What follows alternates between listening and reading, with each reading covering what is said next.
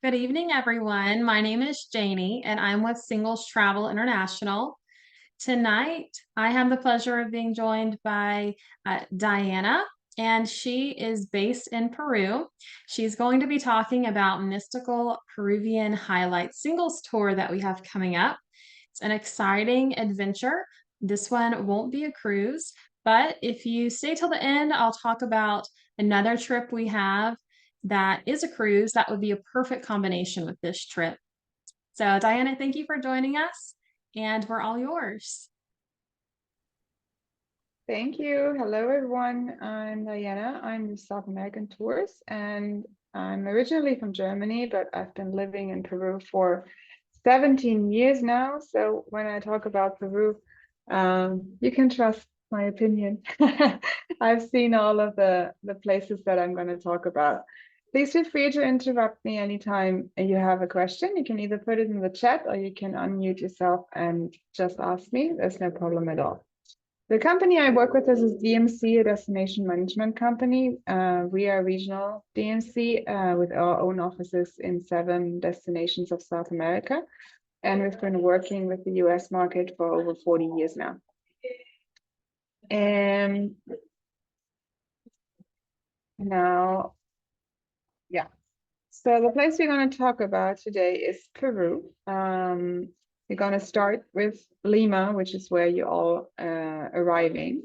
I understand that some of you might arrive on a cruise, so this is how the port looks like.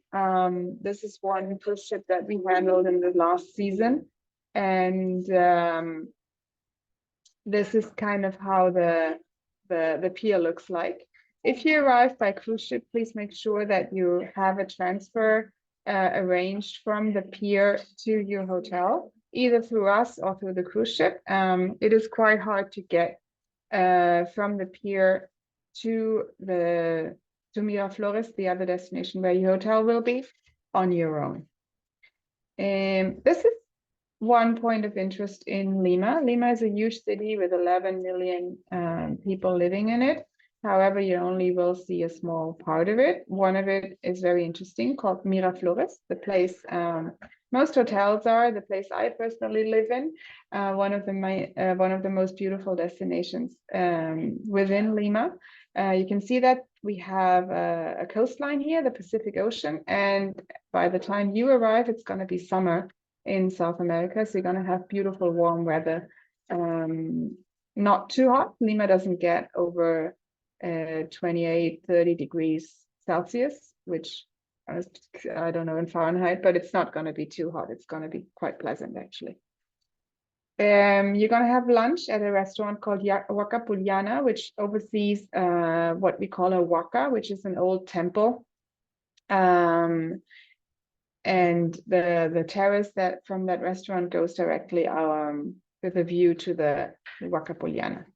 The other place you're going to visit in your city tour is the Plaza de Armas, the so-called Weapons Square, which is the main square in all of the cities of Peru. All of them are called Plaza de Armas. The one in Lima is particularly interesting. It's the building that you can see in the background is the presidential palace. The one to the right is the cathedral, and the one to the left is the municipality of Lima. So you have 3 main buildings on one square. The place that we're also going to see is San Francisco Monastery. That takes about an hour to see. It has very interesting parts. Among them, my favorite part is the library, personally, which looks like this, but you're also going to see catacombs and other places within the monastery complex. And then you're going to head to Laco Museum. Laco Museum is a visit that we almost always include in our city tours. It is a museum it is the best museum that we have in Peru, and it shows a lot about the ancient cultures that Peru has. So Peru has about 7,000 years of history, and the Incas only account for the last 90 years before the Spaniards came to Peru. So all of the other 6,930 years, 910 years, you get explained in this museum. So this is quite an important part of your visit. And we also have dinner here at the beautiful museum's gardens on the terrace or inside, whatever you choose. And that's gonna be the end of your day in Lima. The hotel you're gonna stay at is the JW Marriott. It is located fantastically, ocean view almost guaranteed in the rooms. Just in the middle of Miraflores, just on the coastline. As you can see, we have a great restaurant, you have great rooms that have been recently refurbished, and you also have an outdoor pool, which I can only recommend because, again, when you're going to be here in Lima, it's going to be summer. The next place and the main place of interest on this trip is, of course, Cusco, Machu Picchu, and the Sacred Valley. So this is where we go flying to the next morning. Of course, everybody wants to go to that region because of Machu Picchu. However, we also try to include a lot of other points of interest which make this trip even better. So in the end, when I asked you what was your highlight of the trip, you might still say Machu Picchu, but at least you're going to think for a minute or two to see, because all of the other days are almost equally as fantastic as the visit to Machu Picchu.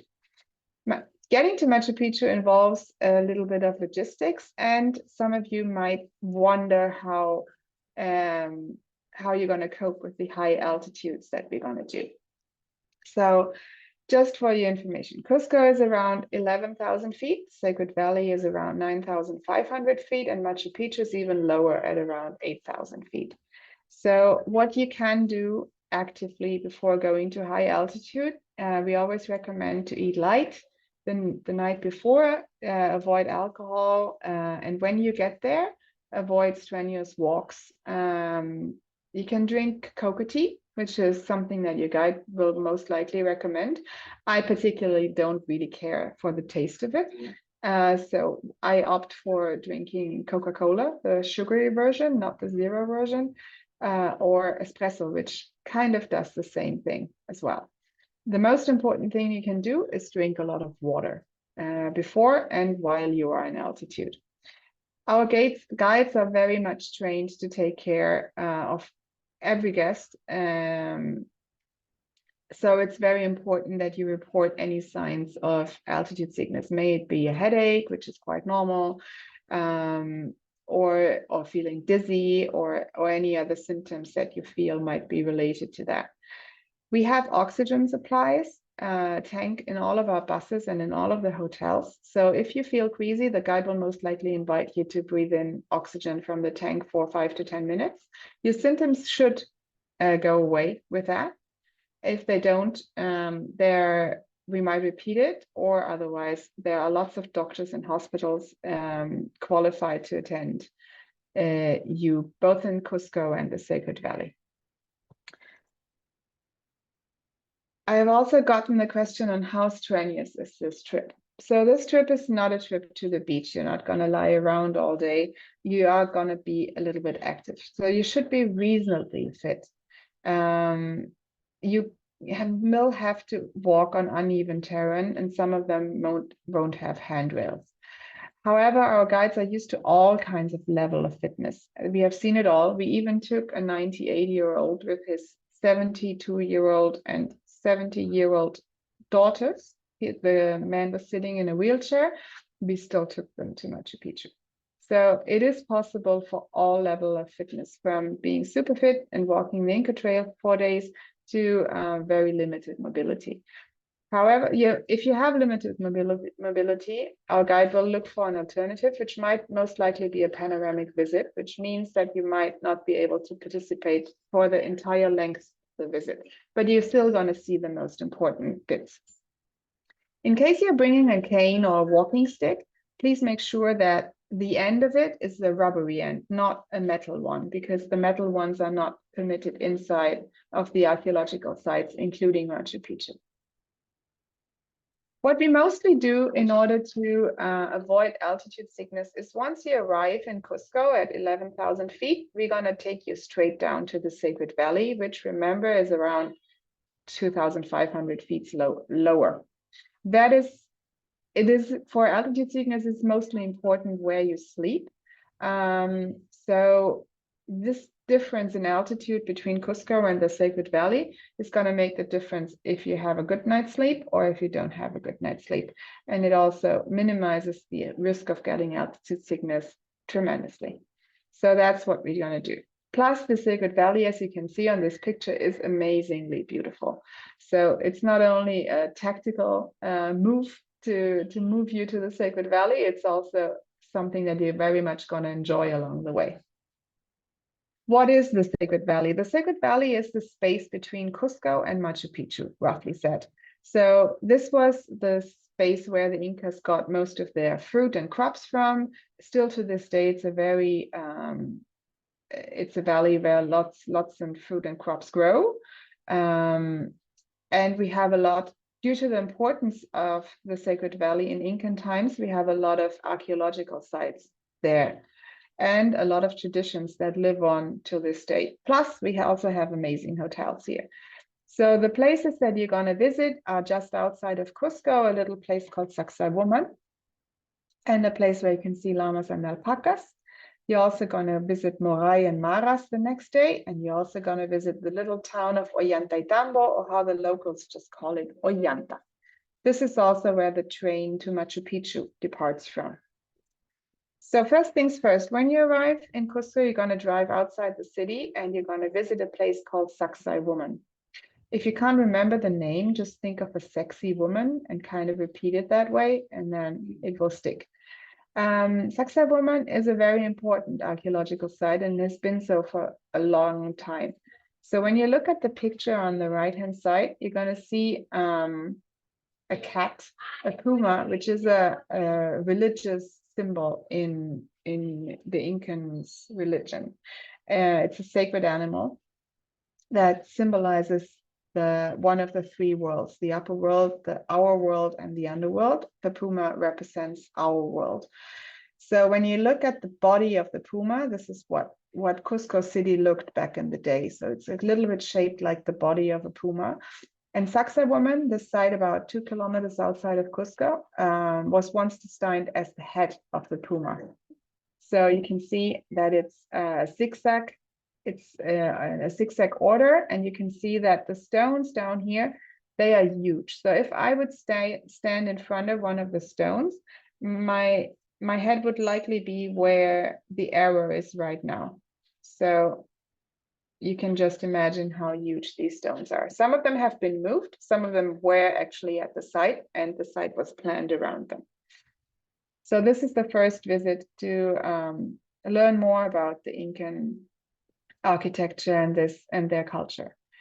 The next stop is a little bit more leisurely. So you're gonna visit a place called Manos de la Comunidad, which is where you can feed alpacas, llamas,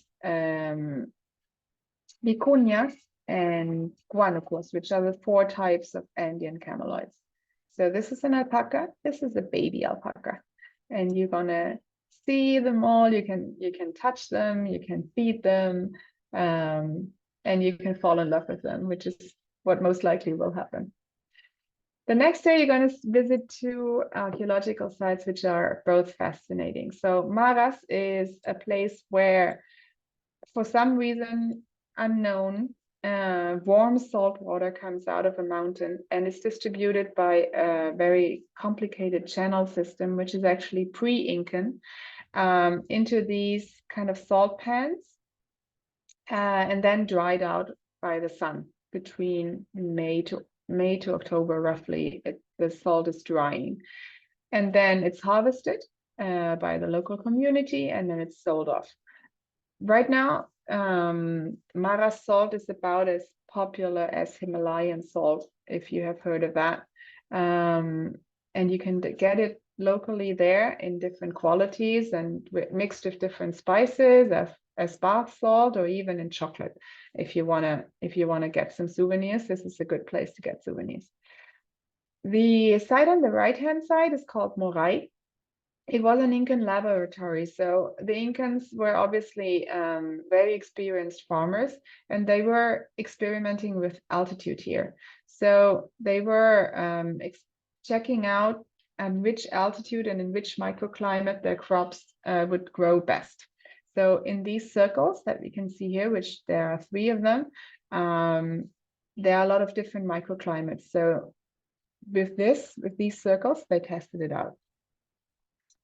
And one site which is absolutely amazing is Ollantaytambo. After Machu Picchu, this must be my favorite site in Peru. So you don't have to climb it if you don't want it. If you don't want to, the main explanation will be done on the lower part. But then if you want to climb it, you're welcome to. This is one site, one of the only sites actually, where the Incas won twice against the Spanish invaders at the time, because of its strategic outlay. And Ollantaytambo is not only the archaeological site, it's also the oldest living Inca village that we have in Peru. It is really beautiful. And what we do here is we are working together with the local family, where Mrs. Rosa, the lady in the picture, is the head of the family. She has 3 kids. And since about 7 years, we are working together exclusively. So she permits our groups and our guests exclusively a visit to her home, which is like stepping back in time. The house looks as an Incan house would have looked like. It's most likely filled with a lot of garments and a lot of pottery and all of that would already have been there in Incan times. And last but not least, she speaks a lot about the traditions that are still very important for her and for her family, which are old Incan traditions. So this visit is not only great for pictures, it's also it's great to see how these old traditions still live within the people in Peru. Now, last but not least, your hotel in the Sacred Valley is going to be a Starwood Luxury Collection Resort, one of the most beautiful hotels we have in Peru. It has a half indoor, half outdoor pool. So again, please bring your swimming suit. The rooms are amazing. The restaurant is amazing. The breakfast is absolutely worth getting up an hour early for. And in general, the entire hotel is stunning. I also would recommend trying out at least one drink. I know you shouldn't drink as much a lot of alcohol because of the altitude, but at least one drink at the beautiful bar. And then on the next day, your destination is going to be Machu Picchu. So from Ollantaytambo, you're going to take a train to Machu Picchu. So you're going back to Ollantaytambo, straight to the train station. And from here, you're going to take one of these scenic trains called Vistadome train to Machu Picchu. So as you can see in the picture below where the people are sitting, they have windows in the ceiling. So you're going to see each and every mountain peak there is along the way. And there are quite a few. The scenery along the way is absolutely stunning. It changes a lot. As we are going down in altitude, we're going towards the cloud forest. So the landscape changes all the time. And we're going most of the time along the river. So really is a beautiful ride. And then you're getting to a little town called Aguascalientes. Aguascalientes, or Machu Picchu town, as it is also called.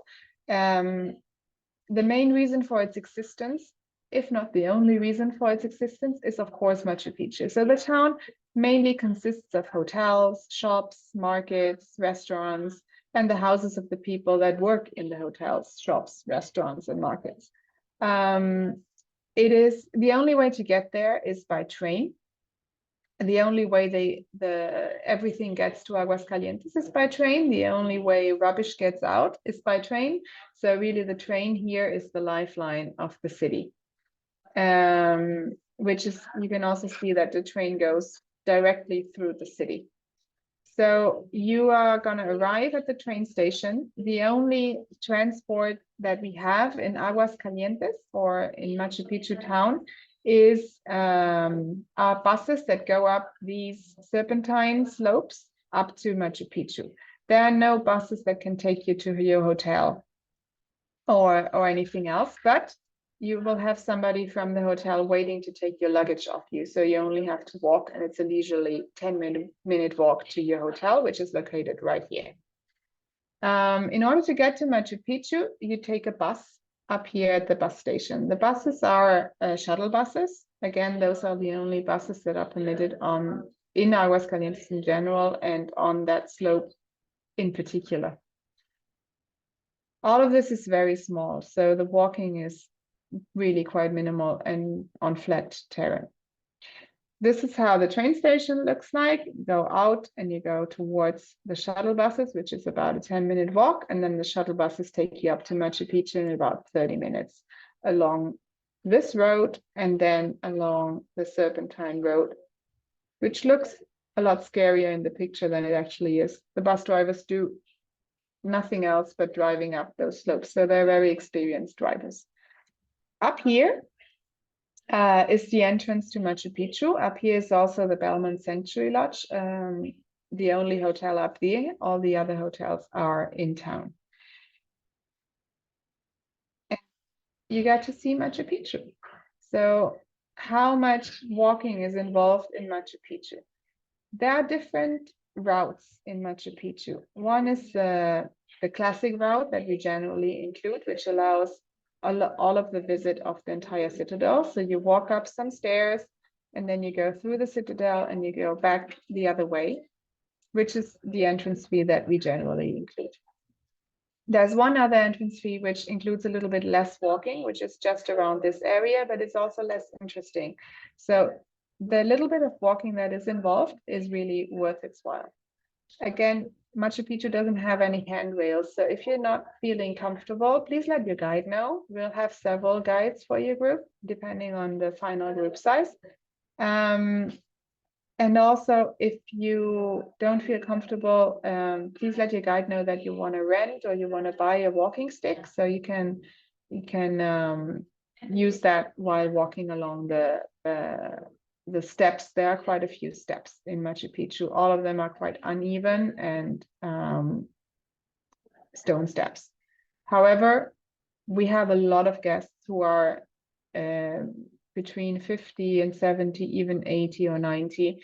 And with the help of our guides, I can proudly say that almost everybody achieves the entire route in Machu Picchu, and it's really worthwhile. So it's also, we're not going fast, you're going to stop all the time to take pictures.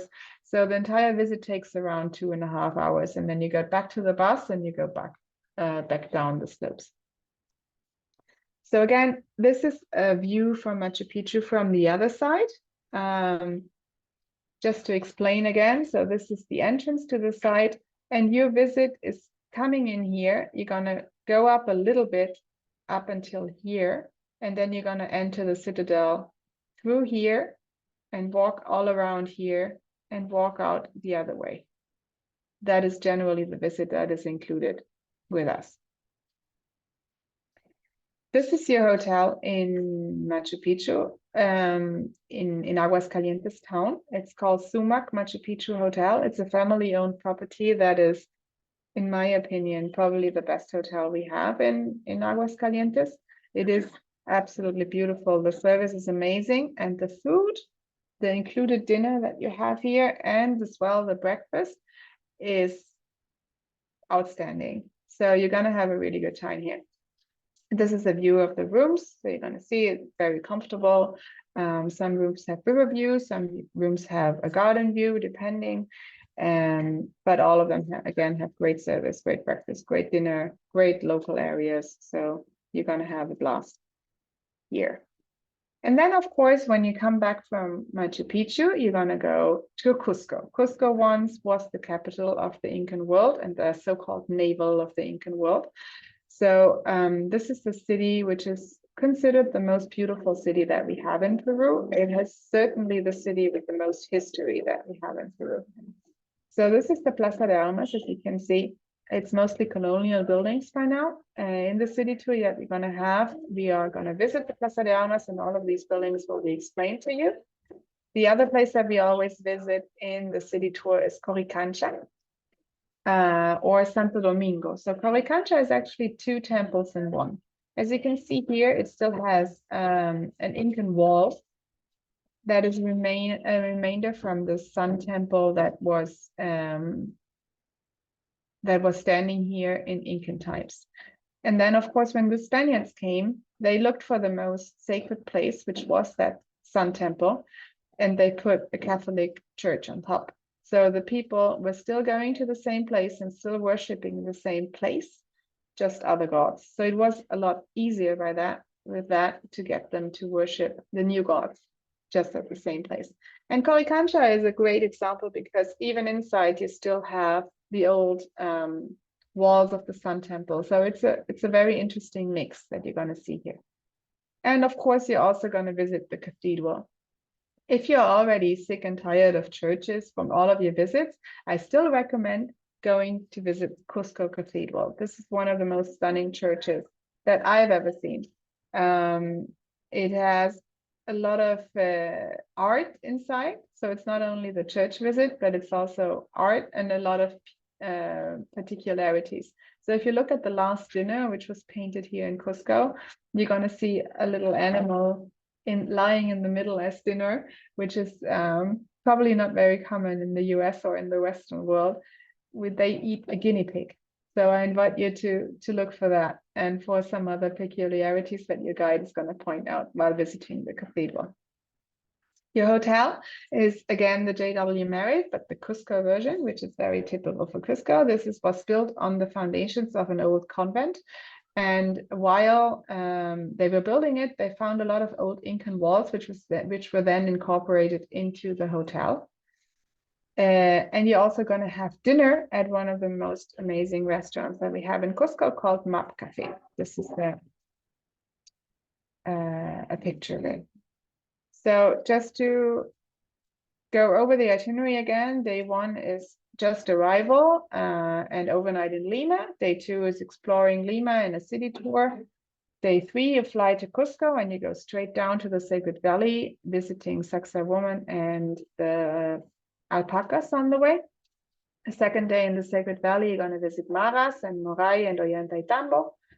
On day 5, you're going to explore Machu Picchu. On day 6, you're going to explore Machu Picchu again and return to Cusco. On day 7, you do exploring of Cusco. And on day 8, you sadly depart. Hopefully thinking that Machu Picchu is not the only highlight we have in Peru. So now is the time for questions in case you have any question for me.